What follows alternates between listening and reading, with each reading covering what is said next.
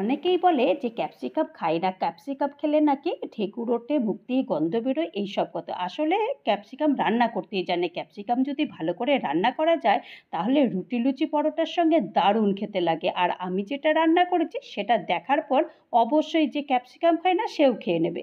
তো প্রথমেই তেলে আমি আলু আর ক্যাপসিকাম পেঁয়াজ ভালো করে ভেজে নিয়েছি। ভেজে নেওয়ার পর তারপরে ওই তেলেতে জিরে ফোড়ন দিয়েছি। ফোড়ন দেওয়ার পর পেঁয়াজ কুচি, আদার কুচি, রসুন কুচি একটু দিয়ে দিয়েছি। দিয়ে ভালো করে 2 থেকে 3 মিনিট একটুখানি ভেজে নিয়েছি। ভেজে নেওয়ার পর তারপরে একটা টমেটো বাটা ছিল, সেই টমেটো বাটাও দিয়েছি, স্বাদমতো নুন দিয়েছি, হলুদ দিয়েছি, কাশ্মীরি লাল লঙ্কার গুঁড়ো দিয়েছি, লাল লঙ্কার গুঁড়ো দিয়েছি, দিয়ে ভালো করে মশলাটা কষিয়ে নিয়েছি।